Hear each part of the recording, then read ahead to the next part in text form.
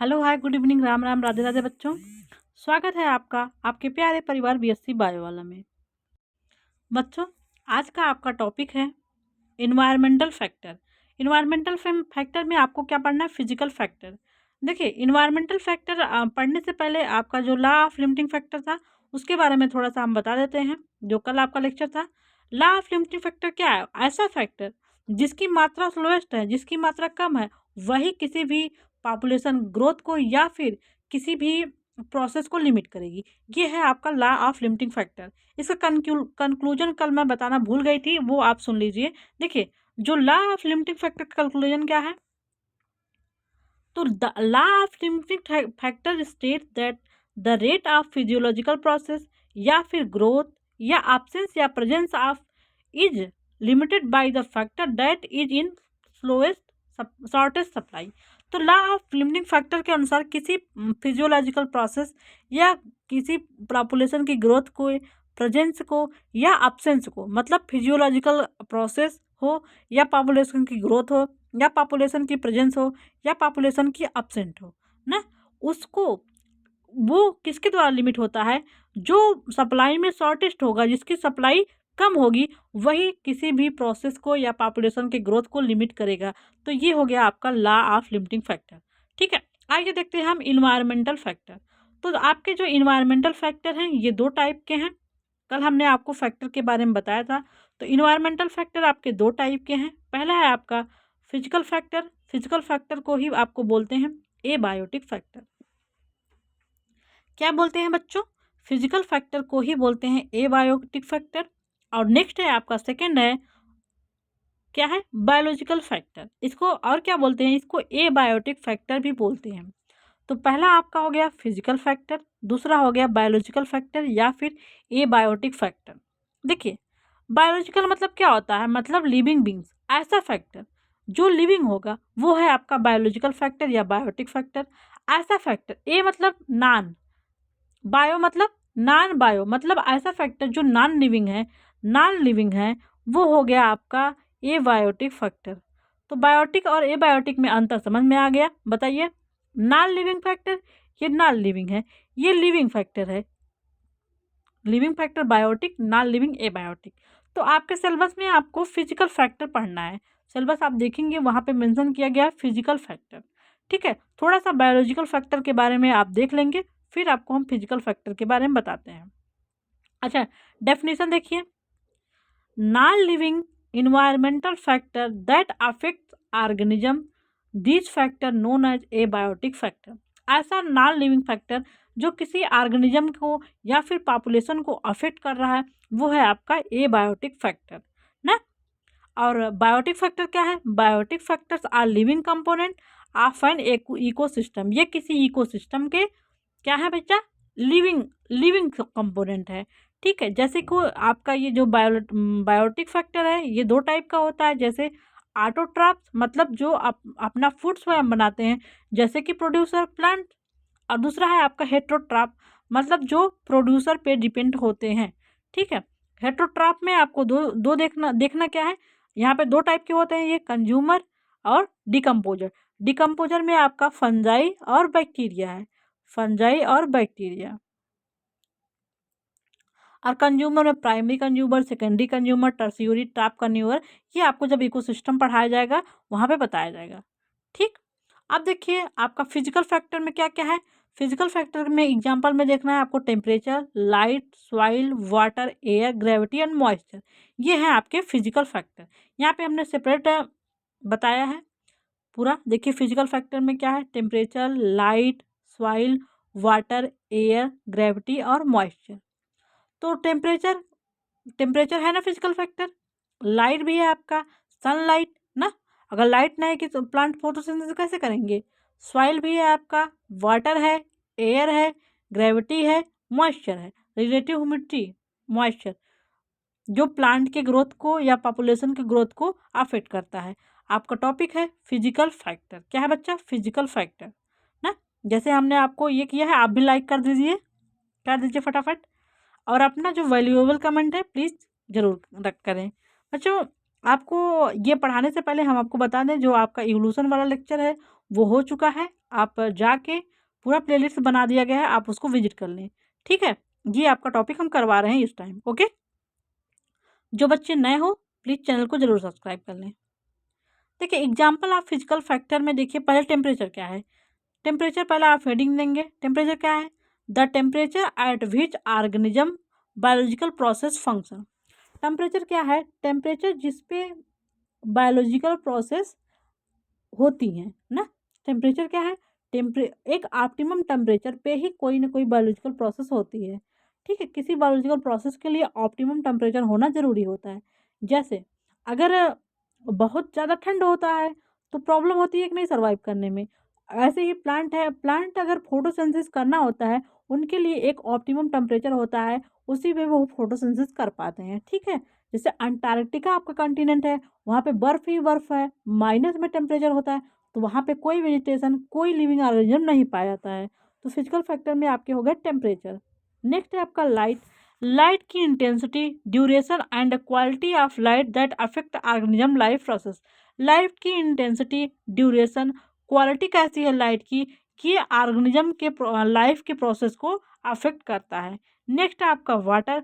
Water के बारे में आपको क्या ही कहना, आपको तो पता ही है वाटर के बारे में, H2O। ठीक है, नेक्स्ट आपका सॉइल। सॉइल जो होता है ये डिफरेंट डिफरेंट टाइप की सॉइल डिफरेंट डिफरेंट रीजन में पाए जाते हैं, और सॉइल होराइजन को भी हम आपको आगे बताएंगे। नेक्स्ट है आपका टोपोग्राफी। टोपोग्राफी में लैंडस्केप जो रीजन है आपका, ये टोपोलॉजिकल, जैसे जो एक ये होता है, जैसे आपका ये अर्थ है ना, जो ये बीच में लाइन होती है ये है आपका इक्वेटर, मतलब भूमध्य रेखा। इसके 23.5 डिग्री, देखिए ये नॉर्थ है, ये साउथ है, तो 23.5 डिग्री जो 23.5 डिग्री नॉर्थ में, और 23.5 नॉर्थ में जो क्या होगा आपका कर्क रेखा, ट्रॉपिक ऑफ कैंसर ना, कर्क रेखा, और ये होगी मकर रेखा ना। तो यही जो आपकी ये जो लेटी हुई लाइनें हैं यही आपकी लैटिट्यूड है। पोलर रीजन पे पॉपुलेशन बहुत ही कम रहती है ना, क्योंकि यहाँ पे बर्फ होती है। तो लैटिट्यूड भी पॉपुलेशन की ग्रोथ को डिटरमाइन करता है। क्लाइमेट कैसा है, अगर बच्चा क्लाइमेट बहुत ठंडा है तो वहाँ पॉपुलेशन नहीं ग्रोथ करेगी। अगर जैसे देखिए जो इक्वेटर पे क्लाइमेट बहुत गर्म होता है, इक्वेटर पे 0 डिग्री, अच्छा ना, तो वहाँ पे जो आपकी वेजिटेशन होंगी वो एवरग्रीन प्लांट होंगे, सदा हरे भरे रहने वाला। तो क्लाइमेट भी पॉपुलेशन की ग्रोथ को अफेक्ट करता है। हाइड्रोलॉजी, हाइड्रोलॉजी में क्या है, hydrology of a region including rainfall, soil moisture, flow rates and sea level. ये सी लेवल से जो लैंड है उसकी ऊंचाई, और वहाँ की सॉइल कैसी है, सॉइल अच्छी रहेगी, जैसे एलुवियल सॉइल है, जड़ोल जड़ जलोढ़ वाली मृदा है, तो वहाँ पे तो न्यूट्रिएंट प्रॉपर होते हैं, तो जो प्लांट्स हैं वो अच्छे ग्रोथ करेंगे। अगर अच्छी रेनफॉल होगी तो प्लांट अच्छा ग्रोथ करेंगे, और ह्यूमिडिटी है तो जो प्लांट का सर्वाइवलशिप है वो अच्छा है। तो हाइड्रोलॉजी भी प्लांट के ग्रोथ को या पॉपुलेशन के ग्रोथ को अफेक्ट करता है। ठीक है, ये हो गया आपके ये। अब अच्छा हम एटमॉस्फेयर जो आपका फैक्टर है, नेक्स्ट फैक्टर में आप यहाँ पे एटमॉस्फेयर भी ऐड कर लेंगे। यहाँ पे देखिए नेक्स्ट फैक्टर में आप ये ऐड कर लेंगे। ठीक है, एटमॉस्फेयर में जो डिफरेंट लेयर हैं उसके बारे में एक बार हम आपको बता देते हैं। देखिए हमारे एटमॉस्फेयर में 5 लेयर हैं। ठीक है, 5 लेयर हैं। पहला है आपका ट्रोपोस्फियर, एक बार पूरा कर लेते हैं इसको। देखिए ये है आपका ट्रोपोस्फियर, इसकी लंबाई जो है लगभग ऑन एवरेज 20 किलोमीटर है। और जो नेक्स्ट है आपका स्ट्रेटोस्फियर, थर्ड है आपका मीसोस्फियर, फोर्थ है ट्रोपोस्फियर, सिक्स्थ है फिफ्थ है आपका एक्सोस्फियर। जो ट्रोपोस्फियर है इसी में आपके सारे इन्वायरमेंटल घटनाएं होती हैं, जैसे कि यहाँ पे क्लाउड्स होंगी, बारिश यहीं से होगा, हवा वगैरह यहीं पे पूरा इन्वायरमेंटल प्रोसेस होती हैं। ठीक है, जो क्लाइमेटिक प्रोसेस है ये पूरा यहीं ट्रोपोस्फियर में होते हैं। इनकी ऊंचाई लगभग 20 किलोमीटर, जो अर्थ सरफेस से लगभग 20 किलोमीटर तक ये आपका ट्रोपोस्फियर होता है। ठीक है, और नेक्स्ट आपका स्ट्रेटोस्फियर है, इसी में आपका ओजोन लेयर होता है, और इसी में वायुयान मतलब हवाई जहाज वगैरह इसी रीजन में उड़ते हैं। ठीक है, नेक्स्ट आपका मीसोस्फियर है। मीसोस्फियर ये आपका आयनिक होता है, इसमें जो आपके उल्का पिंड आते हैं तो घर्षण के कारण जल जाते हैं।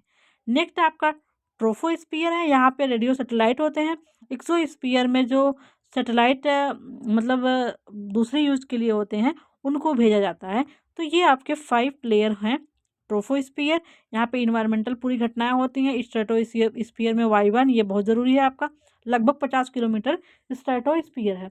जब आपको O3 लेयर हम डिप्लीशन बताएँगे, तो वहाँ पे ही हम बताएँगे कि आपको जो स्ट्रेटोस्फियर होता है, अंटार्कटिका वाले पोल पे ही आपका ओज़ोन होल देखा गया था फर्स्ट टाइम।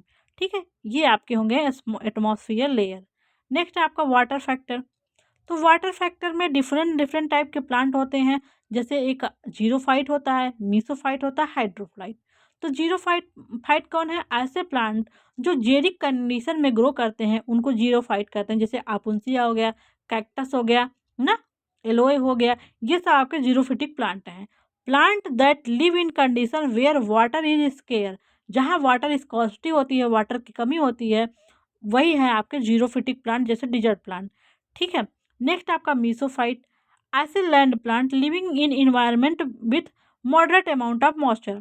मीसोफाइट ऐसे प्लांट है, जैसे कि हम लोग के एरिया में जो प्लांट है, वे मीसोफाइट है, क्योंकि ये मॉडरेट टेम्परेचर या रेनफॉल वाले एरिया में, मॉइस्चर वाले एरिया में ग्रो कर रहे हैं, ये आपके मीसोफाइट है। हाइड्रोफाइट ऐसे प्लांट जो वाटर में ग्रो करते हैं, जैसे अपुंसिया हो गया आपका, हाइड्रिला हो गया ना, आइकॉर्निया हो गया, ये सब, सॉरी अपुंसिया नहीं होगा, आइकॉर्निया, हाइड्रिला, ये ट्रापा हो गया, ये सब आपके वाटर प्लांट हैं, हाइड्रोफाइट हैं। ठीक है? अपुंसिया नहीं होगा, अपुंसिया तो भैया आपका जीरोफाइट है। ठीक है, सॉरी उसके लिए। तो ये आपका टेम्परेचर के, सॉरी जो वाटर फैक्टर है, उसके बेसिस पे प्लांट जो है डिफरेंट टाइप को, उसके बारे में बताया गया है। अब टेम्परेचर देखिए, टेम्परेचर के बेसिस पे 3 टाइप के आपके पॉपुलेशन होंगे, ओलिगोथर्म, पॉलीथर्म और मीसोथर्म। ओलिगोथर्म मतलब माइक्रोथर्मल plant is an organism that can live in an environment that affect very low या लो लेवल ऑफ टेम्परेचर। ओलिगोथर्म ऐसे ऑर्गेनिज्म होंगे जो वेरी लो टेम्परेचर पे भी सर्वाइव कर लेते हैं। जैसे पोलर एरिया में पोलर जो आपके स्लोथ वगैरह हैं, पोलर डॉग्स हैं ना, जो भी हैं, पोलर बियर हैं, जो आपके वेरी लो टेम्परेचर पे सर्वाइव कर लेते हैं, वो है आपका ओलिगोथर्म। पॉलीथर्मल मतलब जो, इसको मेगा थर्मल भी बोलते हैं, is an organism that can live in an environment that affect very high level of temperature. जैसे डिजर्ट वाले में, डिजर्ट में जैसे ओक होता है, डिजर्ट में जो ऊंट वगैरह होते हैं, कैमल होता है, वो पॉलीथर्मल या मेगा थर्मल है, वो हाई रेंज ऑफ टेम्परेचर में सर्वाइव कर लेता है। ठीक है? मीसोथर्मल मतलब जो मॉडरेट, मीसो मतलब मॉडरेट होता है, मॉडरेट टेम्परेचर में सर्वाइव कर लेते हैं, जैसे कि हमारे आसपास के जो लिविंग बींग हैं या एनिमल या प्लांट हैं, ये आपके मीसोथर्मल हो गए। नेक्स्ट आपको सॉइल के बारे में देखना है। सॉइल क्या है?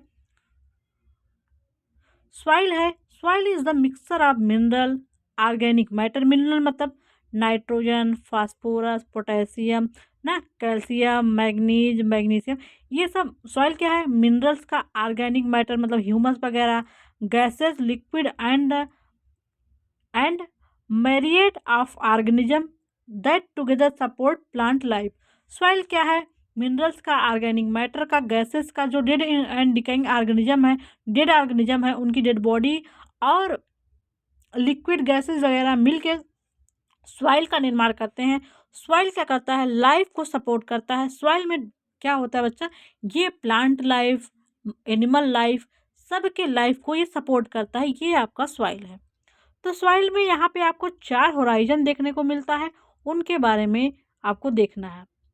देखिए, आपका ये जैसे ये सॉइल है आपका, ये सॉइल ना, यहाँ पे 4 होराइजन होता है। ये आपका होराइजन ओ है, फिर आपका ए होता है, फिर आपका बी होता है, फिर आपका सी होता है। ठीक है? तो फर्स्ट जो यहाँ ऊपर सबसे होता है आपका, वहाँ पे जैसे dead and decaying organic matter होता है ना, जो फ्रेशली फॉलन लीफ वगैरह होता है, उसको बोलते हैं लीटर। लीटर बाद में जब थोड़ा सा उसका डिकेइंग प्रोसेस होता है, वो ह्यूमस में कन्वर्ट हो जाता है। तो ह्यूमस के नीचे जो लेयर होता है टॉप ना, वो होता है आपका होराइजन ए। होराइजन ए में क्या होता है? ह्यूमस अधिक होता है। अब जो आपका होराइजन बी होता है, यहाँ पे poor in humus, rich in mineral, यहाँ पे ह्यूमस कम होता है और यहाँ पे मिनरल ज़्यादा होता है। और जो आपका थर्ड होराइजन है, यहाँ पे आपको क्या देखने को मिलता है? वैसे तो यहाँ पे 5 होराइजन होगा ना, ओ ए बी सी। अगर ओ को लेंगे, अगर ओ को नहीं लेंगे तो ऐसे होगा ए बी सी डी ना। तो अगर हम ओ को लेंगे तो ओ ए बी सी 4 हो गया। अगर ओ को नहीं लें, ए बी सी कन्विंस, बस अपने अपने लिए बस हम ये मतलब क्लासिफिकेशन करते हैं ताकि हमको आसानी हो ना। और सी में क्या है बच्चा आपका, ये है जो थोड़ा थोड़ा फ्रेगमेंटेड रॉक है, मतलब अनवेदर्ड रॉक है, होराइजन सी में पाई जाती हैं। होराइजन डी में आपका बेड रॉक है, मतलब पूरा कंसोलिडेटेड रॉक होती हैं, मतलब बहुत टफ चट्टानें होती हैं होराइजन डी में।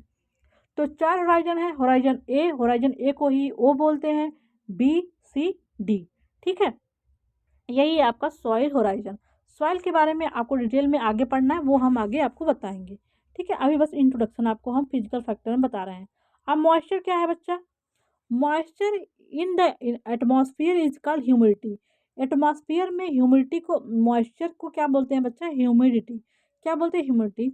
Which is the amount of water vapour in air. Humidity क्या है? वाटर वेपर का अमाउंट कितना है एटमॉस्फेयर में, वही है आपका humidity. Humidity is a significant factor in weather and climate. Weather और क्लाइमेट का ह्यूमिडिटी बच्चा आपका इम्पॉर्टेंट फैक्टर है।